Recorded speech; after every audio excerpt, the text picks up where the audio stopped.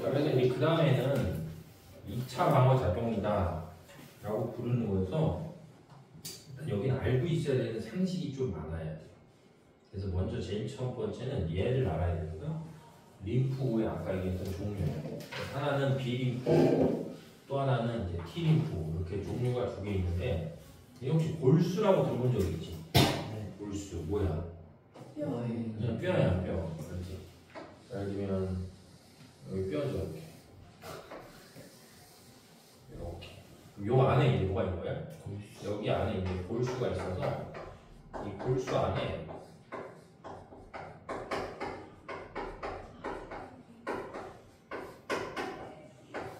조혈모 세포라는 게 있어요. 그렇지? 그러니까 조혈모 세포니까 이 혈이 뭐야? 피. 혈액을 구성하는 뭐다? 모세포가 다 골수에 들어가 있는 거예요. 알겠죠? 그리고 골수가 영어로 뭐냐면 골수가 영어로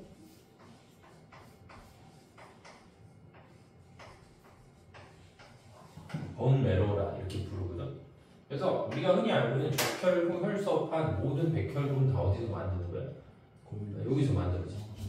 그렇죠. 그래서 골수에서 이제 만들어지는데, 그래서 골수에서 만들어진 다음에 그냥 골수에서 성숙하는 놈들이 있어. 그런 애들을 뭐라고 부르냐면 여기 쓰인 것처럼 비림프다 이렇게 불러요. 그렇지. 그래서 골수에서 생성돼서 골수에서 성숙하는 림프여서 이 비림프가 만드는 게 뭐냐면 조금 이따 설명했지만 이 단백질로 되어 있는 항체라는 물질을 생산하는 거고, 그 다음에 T림프라고 하는 게 있는데 T림프는 종류가 두 개가 있어요. 아까 하나는 TH고 또 하나는 TC 이렇게 해서 두 개가 있어서 얘네들 역시 만들어지는 데는 어디다? 골수야. 골수에 조혈모 세포가 있기 때문에 골수에서 만들어지고 성숙하는 장소가 T예요. T. 그래서 T라고 해서 이거는 T는 요거거든. 사이너스라고 불러서 여기를 얘기합니다. 가슴샘 혹은 흉선이라고 부르죠. 그래서 만들어지는 장소는 골수인데 성숙하는 장소가 어디다? 가슴샘에 가서 성숙을 하기 때문에 T라고 명칭을 바꿔서 부르는 거예요. 그래서 이제 종류가 두 개가 있어서 하나는 T라고 해서 이건 헬퍼 T셀이다 이렇게 부르는 거고, 그 다음에 C라고 써있는 건 사이토톡식이라고 해서 T로 부르는 거예요. 그렇죠? 그래서 종류가 두 개가 있어요. 이렇게. 그러니까 전체적으로 봤을 때 림프가 총 몇 종류가 있고? 세 종류가 있고, B림프구는 그냥 골수에서 만들어지고 골수에서 성숙하는 거고, T림프구는 골수에서 만들어진 다음에 가슴샘에 가서 뭐한다? 성숙한다는 거지. 근데 혹시 마돈나라는 가수 아니야? 네. 마돈나? 마돈나가 전 세계에서 제일 유명한 노래가 하나 있거든. 그러니까 들어본 적 있잖아. 지금 거의 한 70일 거야. 그래서 되게 유명한 여가수인데 그 여자가 불렀던 노래 중에 하나가 마이커 버진이라는 노래가 있어. 들어본 적 있나 혹시? 버진이 무슨 말인지 알아? 버진이 한 번도 경험이 없는 뭐 이런 걸 촬영하면서 얘기해도 되는지 모르겠는데 수천여가 원래 버진이라고 부르는 거거든요. 네? 그러니까 그런 경험이 한 번도 없는 여성들을 보통 버진이다 이렇게 부르는 거예요. 그래서 생물학에서도 지금 여기서 봤을 때 이런 B림프구나 지금 이 T라고 부르는 이 림프구들 있잖아. 얘네들이 원래 다 버진 형태로 있어. 그러다가 이제 외부에서 뭐가 들어오면 병원체를 들어오면 그 병원체를 뭐 하도록 주기도록 뭐 하는 거야? 특정한 형태로 분화가 되는 거지. 알죠? 그러니까 여기서 말하는 선생님 지금 성숙한다라는 표현 자체는 특정한 그 장소에서 뭐 하는 거야? 대기하고 있는 거야. 그러다 외부에서 어떤 병원체가 딱 오면 그 병원체를 공격하도록 뭐 하는 거야? 바뀌는 거지. 알겠죠? 그래서 림프가 이제 이렇게 종류가 있다라고 보면 되겠고, 그 다음에는 이제 여기 써 있는 항원과 항체라는 개념이 있어요. 그래서 항원은 여기 써 있는 것처럼 체내에서 면역 반응을 일으키게 하는 물질들을 보통 우리가 항원이다 이렇게 부르거든. 그래서 좀 다른 말로 표현하면 이렇게 얘기해도 돼요.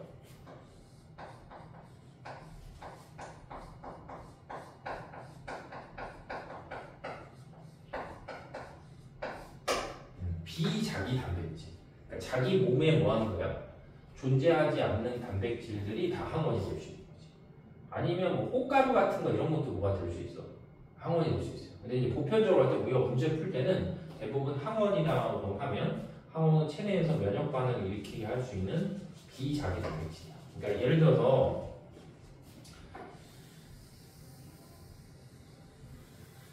이게 소세지가 아니고 이게 세균이거든. 세균이 세균이. 그럼 이제 세균 이제 제일 바깥에 요 표면이 아까 얘기했던 펩티도글리칸이다라고 하는 세포벽 성분인데 이 세균의 표면에 보면 표면에 이렇게 생긴 게 뭐야? 이렇게 생긴 어떤 단백질들이 나온다. 단백질들이 이렇게 붙어 있어. 그러면은 얘가 이제 우리 몸에 침입을 하잖아. 그럼 아까 우리 몸에 침입할 때 제일 첫 번째로 공격하는 애가 누구야? 대식세포잖아. 그럼 대식세포 하는 역할이 뭐냐면 이 세균이 있으면 이 세균을 아 이게 세균이구나 이렇게 알 수가 없어. 그냥 그래서 이게 뭐 눈 가리는 게 아니잖아. 그래서 얘가 뭘 하는 거야? 요 표면을 이렇게 훑어보는 거야. 이렇게. 그래서 표면을 이렇게 훑어봤는데 이렇게 지금 삼각형 모양 생긴 이런 거 있잖아. 요게 만약에 내 몸에 원래 있었던 거잖아.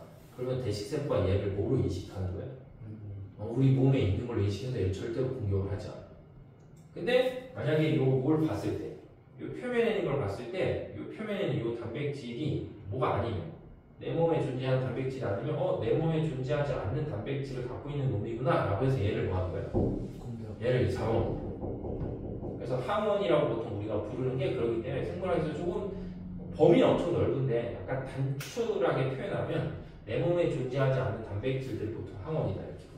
그러니까 뭐라고 하면 안 되냐면 세균이 항원이다 이런 말은 맞는 말이야, 틀린 말이야? 틀린 말이야. 세균 자체가 항원은 아니고 세균 표면에 있는 어떤 단백질들이 뭐다? 항원이 되는 거죠.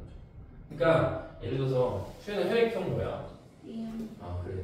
그럼 수현이 혈액형 B형이고 나도 B형이기 때문에 얘 피를 내 몸에 집어넣으면 어떻게 돼?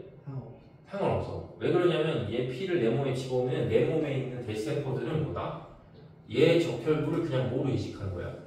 내 거로 인식하기 때문에 표면에 있는 단백질이 똑같으니까 그냥 공격 안 하는 거지. 근데 나름이 혈액형이 뭐야? 아, 다 쓰레기판이네. 나도 그냥 너는 오, 되게 신기한데? 김장 요리예요. 아, 진짜로? 교수님도 B형인 것 같아. 옹쌤이 A형인가? 근데 예를 들면 만약에 그 옹쌤이 A형이라는 가정에서 옹쌤의 피를 내 몸에 집어넣으면 어떻게 돼? 안 되는 이유가 뭐냐면 그 옹쌤 적혈구 표면이 나의 적혈구 표면하고 뭐하고 있기 때문에 다르게 생겼기 때문에 내 몸이 대세포를 공격을 하는 거지. 그래서 항원이라고 하면 보통 이제 세균이나 바이러스 자체를 뜻하는 게 아니고 그 표면에 있는 뭐가 되냐면 비자기 단백질이다라고 되고 그 다음에는 이제 항체가 있는데 항체는 어떤 이제 세균의 표면에 어떤 항원이 존재하면 그 항원이 침입했을 때 이를 제거하기 위해서 이제 체내에서 만들어지는 뭐다? 물질들을 보통 우리가 항체다라고 해서 항체를 만드는 애가 이 골수에서 만들어지는 것 중에 아까 뭐가 하나 더 있었어. 비림프라고 불러야 했거든. 그럼 요 비림프가 이제 뭘 생산한다? 요게 이제 항체를 생산하는 거죠. 구분이 되냐 얘들아. 그 다음에 세 번째는 항원 항체 반응의 이제 특이성이 있거든. 항원 항체 반응의 특이성. 그래서 이제 요 그림, 뭐 어차피 위에 있는 건 중요한 게 아니라서 요 그림을 잘 보면 요게 항체가 생긴 모양인데 항체 모양을 잘 보면 여기 부분하고 여기 부분을 놓고 봤을 때 얘하고는 모양이 딱 뭐야? 맞잖아. 근데 얘하고는 모양이 뭐한다? 맞지 않기 때문에 지금 우리 책에 나와 있는 조 항체는 누구만 제거하는 거야? 저 그림에 있는 거. 항원 A만 제거할 수 있는. 그래서 이게 이제 뭐가 되는 거야? 이런 게 특이성이야. 이런 걸 배운 적이 있지? 아니야, 배운 적이 있어. 통합과학 할 때 배운 적이 있어. 응? 뭐 귀여웠다는 거야? 아니 통합과학 할 때 이런 거 배운 적 있잖아. 아, 응. 그거. 응, 그거. 효소. 그치, 효소 기질 특이성이랑 똑같은 거야. 응. 그래서 하나의 항체는 뭐 한다? 하나의 항체는 하나의 항원만 제거할 수 있어요.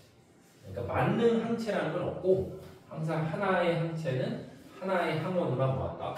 제거할 수 있는 거지. 그래서 이제 과학기술이 만약에 진짜로 엄청 발달하면 어떤 사람이 만능 항체라는 걸 뭐 한다고 치면 개발해서 그거를 만약에 몸에다 이렇게 집어넣으면 그놈이 저 지금 약간 노란색으로 보이는 부분 있잖아. 그 부분이 병원체에 의해서 뭐 하는 거야? 막 바뀌면 닷대를 잡을 수 있겠지. 근데 현재까지는 그러진 않는다라고 보면 되고, 그 다음에 이제 혹시 생물학에 관심이 있잖아. 생물학에 관심이 있으면 유전공학 이런 것들은 별로 이제 할 게 별로 없어. 할 게 없다라는 건 이미 너무 극도로 발달을 많이 했기 때문에 할 게 없는데, 아직 지금 우리가 배우고 있는 이 면역학이라고 하는 이 부분이 미지의 개척 분야예요. 연구할 게 되게 많아요. 그래서 괜찮아. 우리가 그냥 여단인데 얘네도 가끔 방송에서 볼 수도 있는데 우리나라에서 원래 면역학 쪽에서 되게 유명한 사람 중에 한 명이 우희종이라고 하는 교수가 있어. 지금은 모르겠어. 어쨌든 서울대학교에서 원래 서울대 수의학과 교수가 있었거든. 근데 선생님 3학년 때 면역학 수업을 들을 때 그 사람이 우리 학교로 뭐라고 했지? 시간 강사? 이런 걸로 왔거든. 근데 사람이 지금은 이제 니네들 찾아보면 지금 이제 나이가 되게 많아서 늙어서 그러는데 예전 같은 경우면 사람이 이렇게 생겼었어. 네. 왜? 사람이 이렇게 생겼다. 몸이. 학원 나왔어, 학원에서 미식 축구 선수였어. 그래서 완전 몸이 진짜 이렇게. 얼굴이 되게 작은데 완전한 역삼각형. 그리고 대부분 대학교 교수들이 예를 들어서 막 학생들을 가르치면 한 20년 전에 있었던 책들을 막 쓰거든. 그래서 그거를 막 재본해서 학생들한테 막 계속 수업하니까 학생들이 발전이 하나도 없지. 근데 이 사람은 그때 우리 학교 왔을 때 서울대학교 교수 됐을 때도 40이 안 됐었거든. 그래서 이제 책을 매년 이제 새로운 책, 심판 책을 맨날 수업하고 해서 진짜 되게 재밌는 수업이었어. 여학생들이 진짜 좋아했어. 그래서 스승이 할 때 아마 우리과 여자애들이 빨간색 수영복을 선물했던 것 같아. 빨간색 수영. 그래서 몇 명 학생들이 진짜 그래서 그 서울대학교 면역학 교실로 대학원을 갔어. 그 교수가 너무 괜찮아서.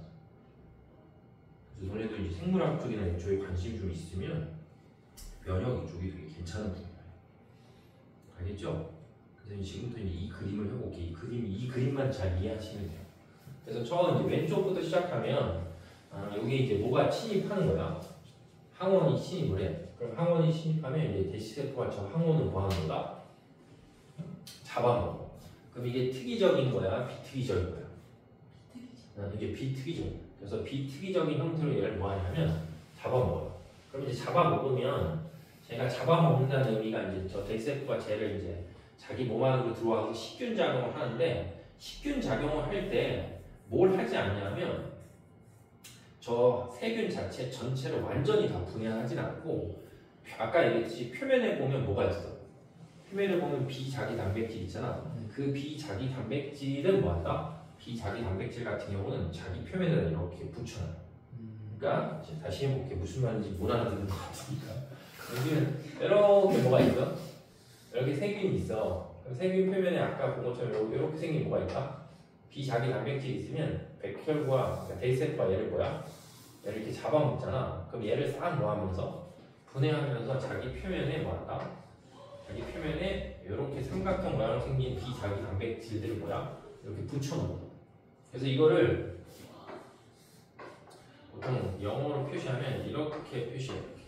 APC라고 해서 항원을 제시하는 세포다 이렇게 불러요. 그러니까 대식세포가 이제 아까 선생님 설명한 것처럼 식균 작용을 하는데, 식균 작용을 함과 동시에 뭐야? 외부에서 침입한 병원체 항원을 뭐한다? 자기 표면에 제시한다라고 해서 이제 APC다 이렇게 표현하는 거지. 그럼 이제 여기 표면에 이게 뭐야? 이렇게 붙여놓으면 이 대식세포를 항상 따라다니는 애가 하나 있거든? 그게 누구다? 그게 보조TMF9야. 그럼 이제 보조TMF9가 이 부분은 뭐야? 이 부분은 이제 인식을 하는 거야. 그래서 이런 삼각형 모양을 갖고 있는 세균이 어디로 들어왔다? 우리 몸 안으로 들어왔다라는 것들을 뭐 하는 거야? 다른 림프구단한테 이제 연락을 해주는 거지. 그래서 이 그림에서 보는 것처럼 이 세포 기억이 뭐였다고 치면, 대식세포였다고 치면 대식세포가 자기 표면에 어떤 항원 몇 개를 A, B, C 세 개를 제시해 놓으면 이 미응이라고 하는 게 보조 T림프가 돼서, 그 보조 T림프가 예를 들면 요 삼각형 모양으로 생긴 항원은 뭐야? 인식을 해서 얘가 이제 여기 다음에 있는 뭐야 세포 독성 T림프구나 B림프구한테 이런 삼각형 모양의 비자기 단백질을 갖고 있는 뭐다 병원체들이 우리 몸에 침입했다라는 걸 이제 알려주는 거지. 그러면 이제 그 연락을 받잖아. 그러면 여기 첫 번째 써있는 것처럼 세포 독성 T림프구라는 게 보조 T림프구에서 뭐가 되는 거야? 활성화가 되면 얘가 무엇을 찾아다니냐면 그 바이러스나 세균에 감염된 세포를 찾아다니면서 뭐 하는 거야? 그 세포들을 이제 죽여버려. 그래서 이런 걸 이제 세포성 면역이다 이렇게 불러요. 그 다음에 이제 두 번째는 이제 보조 T림프구가 아까 얘기했던 B림프구한테 뭐 하는 거야? 가서 B림프구를 이제 활성화시키면 B림프구가 변신을 해요, 변신. 그래서 하나는 뭐가 되냐면 하나는 형질세포가 되고 또 하나는 이게 돼요, 기억세포. 그러니까 백신이라고 들어본 적 있잖아요, 백신. 백신이라는 건 우리 몸에 뭘 넣어주는 거야? 약한 병원체를 넣어주는 거잖아. 그럼 병원체를 넣어주면 지금 선생님이 설명한 이 과정이 쭉 일어나면서 우리 몸에 있는 B림프가 뭐 하는 거야? 활성화되면서 이게 생기는 거야, 기억세포가. 그래서 기억세포가 생기기 때문에 다음에 그 병원체가 또 뭐 하냐? 한 번 더 들어오잖아. 그럼 걔를 빠르게 뭐 한다? 제거할 수 있다. 그죠? 그래서 B림프구라고 하는 게 보조 T림프구에서 활성화되면 일부는 형질세포, 일부는 뭐가 된다? 기억세포가 된다. 그래서 이 형질세포라고 부르는 애가 있는데 이 형질세포라고 부르는 애가 아까 얘기한 것처럼 뭘 생산하냐면 얘가 이제 항체를 생산한다. 그리고 얘는 뭐 하는 거야? 그 전에 이제 내 몸에 이런 병원체가 이제 침입했다라는 걸 얘가 뭐 하는 거야? 기억을 하고 있는 거지. 그랬다 다음번에 똑같이 저렇게 삼각형 모양을 갖고 있는 병원체가 뭐야? 들어오잖아. 그럼 이 기억세포가 빨리 뭐로 바뀌면서 형질세포로 바뀌면서 이제 항체를 훨씬 더 많이 생산해서 빠르게 제거를 하는 거죠.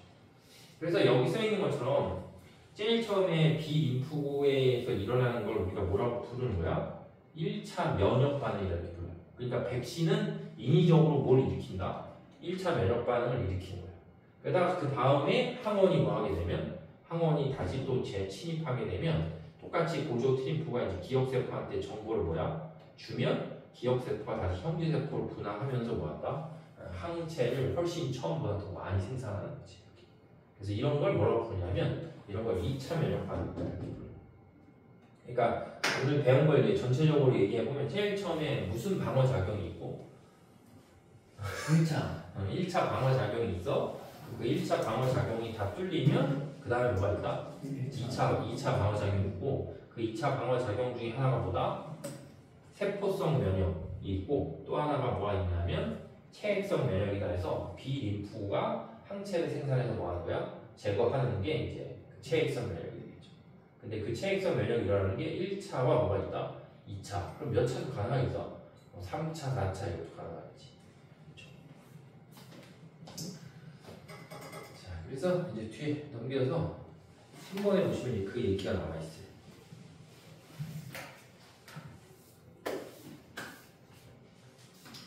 그래서 1차 면역 반응은 항원이 제일 처음에 첫 번째 1차로 침입했을 때 보조 T림프구를 도움을 받아서 형질세포와 항체를 생산하는 게 1차 면역이고 그 다음에 2차 면역 반응은 똑같은 항원이 다시 들어왔을 때 기억세포가 이제 다시 뭐 하냐면 형질세포를 만들고 그 형질세포가 항체를 생산해서 항원을 제거하는 게 이제 2차 면역 반응입니다.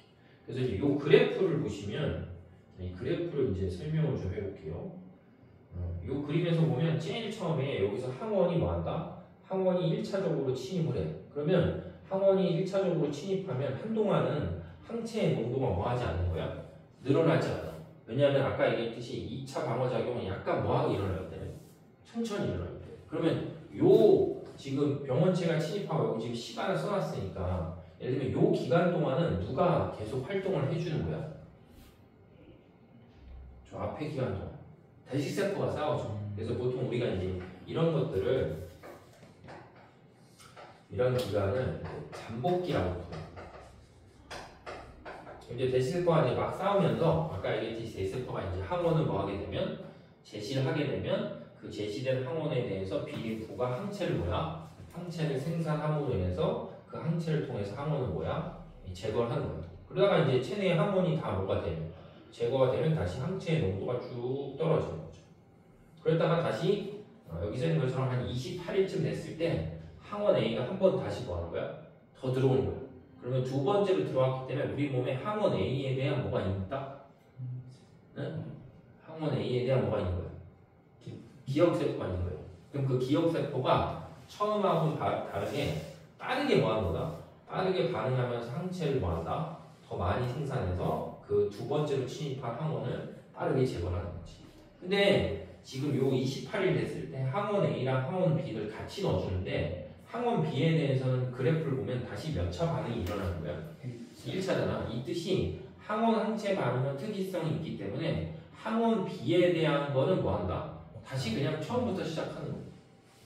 그죠? 그래서 우리 몸은 여러 번 외부에서 병원 체험하면 들어오게 되면 그 들어온 놈에 대해서 뭐 한다? 빠르게 제거하는 시스템들이 갖춰져 있구나. 이렇게 좀 보시면 되겠죠. 되죠? 자, 그래서 개념 적용은 이제 1번부터 하면서 다시 설명할게요. 아, 그리고 얘들아 다음 주 화요일 날 수업할 때 7시에 안 하고 8시에쯤 할게. 왜요?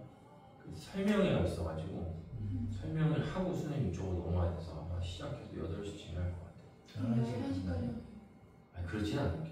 그래서 1시간 만약에 좀 모질라는 거는 만약에 전체적으로 진도가 좀 빠지면 6월 3일이나 6월 6일 날 보충을 하고 할게. 6월 3일은 대통령 선거일이고 6월 6일은 현충일이니까 만약에 진도가 좀 모질란다고 싶을 때 다시 할게. 뭐라고? 아니 이번에 시험 잘 봐야 될 거 아니야. 그쵸? 하나. 자, 그래서 1번을 보시면 그림은 어떤 사람의 체내에 항원 A와 B가 침입했을 때 혈중 항체 X와 Y의 농도의 변화를 나타낸 것이다. 그래서 옳은 것을 보시오라고 했어요. 그럼 일단 기억해 보시면 항원 A는 항체 누구랑 특이적인 거야? 항원 A가 침입해서 항체 X가 늘어나는 거잖아. 그러니까 항원 A는 항체 X랑 특이적으로 이제 반응하는 거지. 얘 때문에 얘가 생긴 거니까. 그 다음에 항체에 대한 면역 반응은 선천적인 게 아닌 거야. 후천적인 거야. 그런 게 들어올 때 유도가 된다는 거지. 그 다음에 구간 1번이잖아. 구간 1번이니까 여기에는 누구에 대한 기억세포가 있다? A. 그래서 항원 A에 대한 기억세포가 있고 항원 B는 이제 1차적으로 침입했기 때문에 항체 Y는 1차 면역이다. 이렇게 볼 수 있겠지. 근데 만약에 문제를 푸는데 항원을 넣었는데 갑자기 넣은 순간부터 그래프가 이렇게 치솟으면 무슨 뜻이야? 그 전에 한번 들어온 경험이 있는지 이렇게 좀 표현할 수 있겠죠. 됐죠? 자, 그 다음에 2번. 자, 2번은 여기 좀 수정해 주세요. 이렇게. 그림은 G에게 같은 양의 이거야. 그렇죠?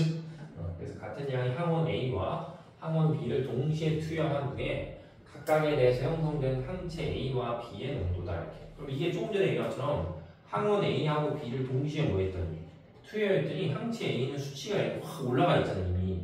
그러니까 얘는 몇 차 면역 반응이 되는 거야 이미? 2차가 되는 거고 항체 B에 대해서 몇 차다? 1차이지. 그러니까 이런 차이가 있는 이유를 설명하셔 왔으니까 항체 A를 기준에 땐 항원 A는 그 전에 뭐 했다? 체내에 들어온 적이 있다. 이렇게 이제 표현할 수 있겠지. 그래서 얘는 2차 면역 반응이고 얘는 1차 면역 반응이다. 이렇게 보시면 되겠죠. 그래서 이게 시험 문제가 나오자니까 그럼 왠지 여기가 이제 어려울 것 같아? 쉬울 것 같아? 어려울 것 같아요. 아니 여기는 되게 쉬워. 지금까지 설명한 거에서는 문제를 이렇게 특별하게 꼬아서 낼 게 없는데 문제는 나중에도 해보면 알겠지만 이게 실험이 여기 하나 들어있대. 쥐새끼 실험. 그래서 쥐새끼 실험 되게 복잡해요. 왜냐면 쥐가 막 8마리, 10마리씩 나와가지고 얘한테 뭐 주고 얘한테 뭐 주고 얘한테 뭐 준 다음에 다시 얘한테 꺼내가고 다른 쥐한테 또 주사하고 하면 얘한테 뭐가 일어나 이런 것들이 되어버려. 그래서 나름 내신에서 봤을 때 준 킬러가 뭐냐면 저 생쥐 실험. 그렇죠. 그래서 이제 쥐를 갖고 하는 실험이에요. 잔인하죠. 그래서 먼저 이제 제일 처음에 보면 이제 A라는 쥐를 한 마리 이렇게 준비해. 근데 여기 이제 거의 모든 실험에 다 이게 나오는데 실험에 이용된 모든 생기는 유전적으로 뭐한다? 유전적으로 동일하고 실험 전에 항원 X에 노출된 적이 없는 생쥐. 그러니까 보통 생쥐가 새끼를 엄청 많이 낳잖아. 그럼 그 나오는 애들이 거의 대부분 성별이 같으면 유전적으로 뭐하다? 거의 다 똑같아. 그렇죠. 그래서 항원 X를 이제 얘한테 뭐 하는 거야? 얘한테 이제 x를 주사를 한 다음에 그 다음에 요 그림에서 보는 것처럼 혈액을 사람의 혈액은 원심분리 같은 혹은 쥐의 혈액도 원심분리 같은 기계로 뭐야 돌리게 되면 이렇게 무거운 거 가벼운 거 이렇게 해서 층이 나눠질 수가 있어. 그래서 이제 쥐한테 항원 X를 주사하고 얘를 죽인 다음에 얘의 피를 뭐야 얘의 피를 쫙 뽑아가지고 그 피를 항체와 기억세포로 뭐한다 분리해 주는 거야. 그리고 나서 이제 쥐가 이제 이 부류가 위 라인하고 아래 라인 있을 때 여기가 B1이고 그다음에 여기가 이제 B2고 그다음에 여기가 C1이고 여기가 이제 C2란 말이야. 그럼 일단은 A라는 생지를 기준했을 때 B하고 C라는 생지가 있는 거잖아. 그럼 B하라는 생지한테는 뭘 넣어주냐면 항체를 넣어주고 C라는 생지한테는 기억세포를 이제 주사해줘. 차이가 뭔지는 알겠지? 그러고 나서 4개월이 지난 다음에 얘한테는 다시 항원 X를 주사하고 얘한테도 다시 항원 X를 뭐한다? 주사를 한다. 이렇게 되는 거죠. 그러면 원래 이 G랑 이 G는 똑같은 G란 말이야. 그치? 이 G와 이 G도 똑같은 G란 말이야. 근데 C라고 하는 G는 B라고 하는 G하고 다르게 몸에 뭐가 있어? 그치? 몸에 기억세포가 있기 때문에 얘는 4개월이 지난 다음에 항원 X를 뭐하게 되면 주사하게 되면 얘한테는 몇 차 면역 반응이 일어날 거야? 얘한테는 2차 면역 반응이 일어나고 얘는 뭐야? 항체 있어. 얘는 그냥 항체를 넣어준 거잖아. 근데 항체는 그냥 단백질이기 때문에 특별하게 외부에서 병원체가 있지 않는 이상 시간이 지나면 몸에서 그냥 분해가 돼. 그렇기 때문에 얘는 그냥 다시 뭐야? 얘는 그냥 다시 1차 면역 반응이 있죠. 그래서 이제 첫 번째 이에 대한 설명으로 옳은 것을 고르시오라고 했을 때 A와 저기에다 B2라고 좀 써줘. 얘들아. 기억 선지에 A와 B2 맞죠? A와 B2 그래서 A와 B2에서는 항원 X에 대해서 몇 차 면역 반응이 일어난다? 1차 면역 반응이 일어난다. 그 다음 이에 항원 X에 대한 항체의 최고 농도는 B1과 C2를 비교하는 거야. 그렇죠? 여기는 B1이고 여기다 써야 돼. B1이고 얘는 C2. 그럼 B1이니까 여기고 그 다음에 C2니까 여기에요. 그러면 B1이라는 생지는 그냥 A 생지에 뭘 넣었으니까 항체를 넣었으니까 그 항체 농도를 갖고 있는 거고 C2라고 하는 거는 4개월이 지나서 항원 X를 뭐 했기 때문에 집어넣었으면 얘는 기억세포를 갖고 있기 때문에 당연히 얘가 얘에 비해서 항체 농도가 뭐 하겠어? 더 높겠지. 그래서 2차 면역 반응이다. 그래서 B1보다 어디에서? C2에서 더 높게 나타난다. 그 다음 디귿에 C1, 알지? C1의 체내에서 항원 X에 대한 항체가 생산이 되냐 안 되냐 이거잖아. 그럼 C1은 그냥 뭘 넣기 때문에 기억세포를 넣고 아직 뭐가 침입한 게 아니기 때문에 병원체가 침입한 게 아니기 때문에 항체가 생길 일은 없다 이렇게 되죠.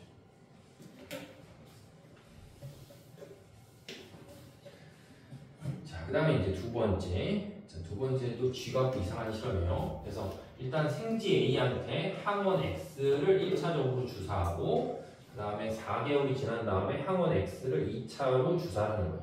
그러고 나서 생지 A한테 뭐한다? 어떤 림프구 기억을 뭐한다? 끄집어내는 거야. 그 기억을 끄집어낸다는 건 제 피를 쫙 뽑은 다음에 원심 분리해서 림프 기억만 찾아내는 거야. 그래서 그렇게 해서 이제 기억을 생지 누구한테? B한테 주사하고 4개월이 지난 후에 다시 저 생지 B한테 X하고 Y를 뭐한다? 동시에 투여한다.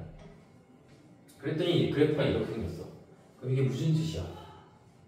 기억세포. 그치? 여기서 말하는 이 림프 기억에서 분리하는 게 뭐가 되는 거냐면 기억세포가 되는 건데 뭐에 대한 기억세포다?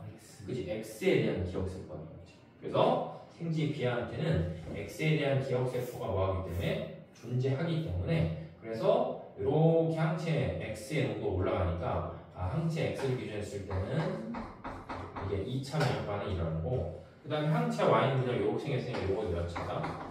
이거는 1차다. 이렇게 구분이 되겠죠. 그래서 기억은 항체 Y의 생성에 영향을 주냐 이렇게 물어봤잖아. 그러면 이게 특이성이 있기 때문에 기억은 항체 Y 생성에 뭐한다? 영향을 주지 않는다. 이렇게 되겠죠.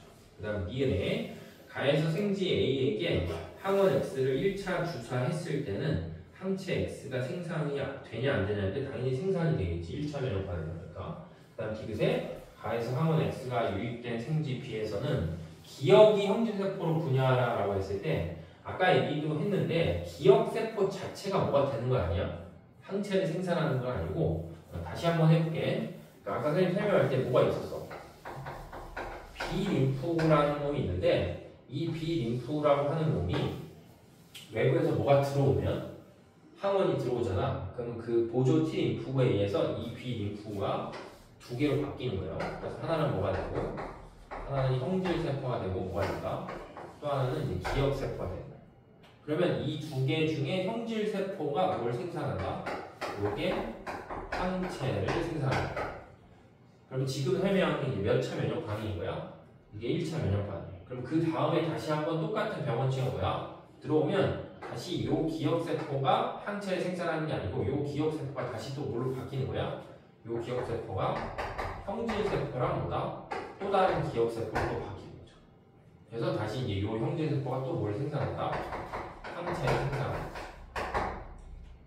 그러면 이제 요 형질세포가 항체를 생산하는 능력이랑 요 형질세포가 항체를 생산하는 능력 중에 누가 더 큰 거야? 요 다음번에 있는 게 항체를 생산하는 능력이 더 커진다. 이제 이렇게 되는 거죠. 알겠죠? 그래서 기억이, 그러니까 기억세포가 뭘로 바뀌어서 형질세포로 분화한다. 자, 이렇게 보면 되겠지.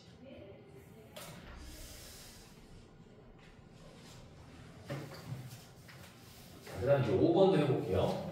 자, 다음은 항원 X에 대한 생지의 방어작용 실험입니다. 그래서 가에 보시면 유전적으로 동일하고 X에 노출된 적이 없는 생지 A하고 B를 이제 두 마리 분배한다. 그 다음에 나에 보면 A에게 X를 2회에 걸쳐서 주사하고 일정한 시간이 지난 후에 A에게서 기억을 분리한다. 그래서 그 기억이 X에 대한 혈청 혹은 기억세포 중에 하나다. 이런 거예요. 그러고 나서 이제 그 분리한 거를 누구한테 넣냐 하면 B라고 하는 생지한테 주사하고 일정 시간이 지난 후에 다시 X라는 항원을 뭐 하냐면 넣어준다. 이제 이렇게 보면 되겠지. 문제가 무슨 말인지 이해되냐? 그러면 여기서 제일 중요한 건 여기거든. 일정 시간이 지난 후 A 생지에게 기억을 분리하는데 그 기억이 혈청 혹은 뭐다? 기억세포 둘 중에 하나다. 이건데 혈청이라는 건 그냥 항체라고 생각하시면 돼요. 항체.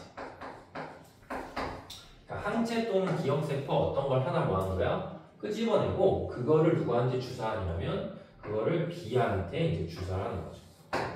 그래서 B한테 주사했을 때 그래프가 이렇게 나오는 거야. 그럼 그래프를 보자마자 기억을 주사했더니 항체의 농도가 올라갔다가 쭉 떨어지는 거니까 당연히 뭘 얻었다는 거야? 그냥 이걸 넣은 거야. 혈청을 넣어주고 항체를 넣어주고. 당연히 항체를 넣었기 때문에 뭐 하는 거야? 항체를 넣었기 때문에 처음에 항체 수치가 올라갔다가 떨어져. 그럼 그 다음에 이제 생지 B한테 또 뭘 주사했으니까 X를 주사했더니 그래프의 피크가 얘처럼 안 보이고 이렇게 올라가는 거니까 그냥 몇 차 면역 반응? 1차. 그렇지. 기억세포를 끄는 게 아니기 때문에 그냥 얘한테서 다시 1차 면역 반응이 일어난다. 되겠지. 그래서 기억해 보시면 뽑아서 이제 B한테 준 건 혈청이 되고 그 다음에 구간 1번에서는 X를 2번 주사했을 때 혈중 항체 농도가 올라가니까 몇 차? 2차. 그렇지? 그럼 여기서 말하는 2차 방어작용이 일어나냐라고 물어봤으니까 당연히 2차 방어작용의 뜻은 뭐 하는 겁니까? 특이적인 거다. 특이적. 그래서 특이적인 반응이 일어났다. 이렇게 보면 되겠지. 그 다음에 X에 대한 형질세포의 수는 구간 2번하고 구간 3번은 뭐하냐?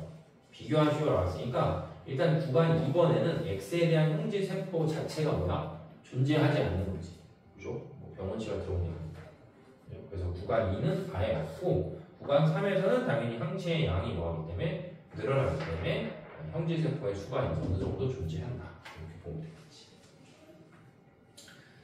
자, 그 다음에 이제 6번.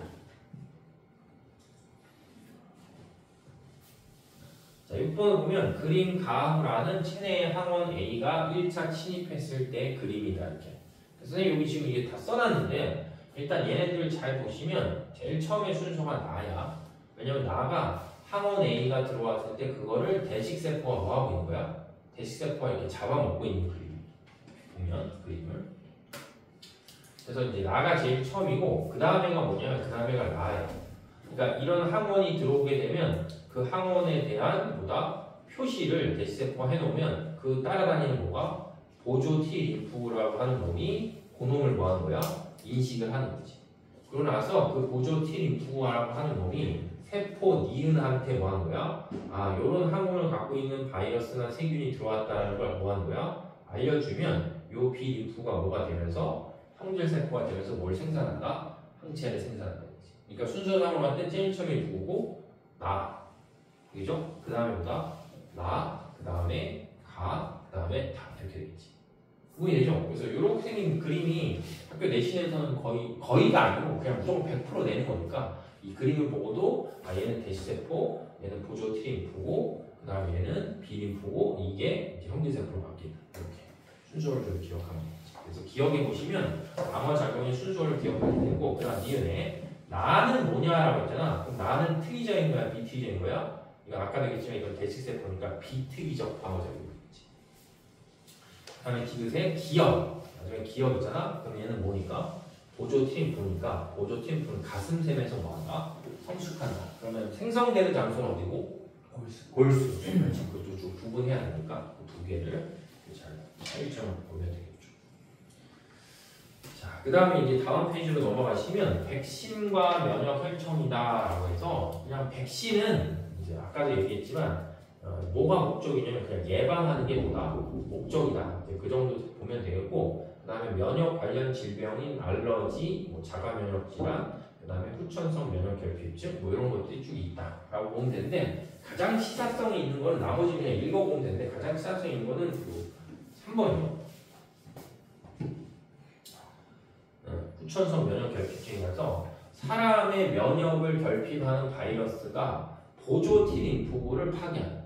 그러니까 뭐냐면, 그러니까 우리가 흔히 알고 있는 에이즈라는 질병이 이거야. 후천성 면역 결핍증. 그래서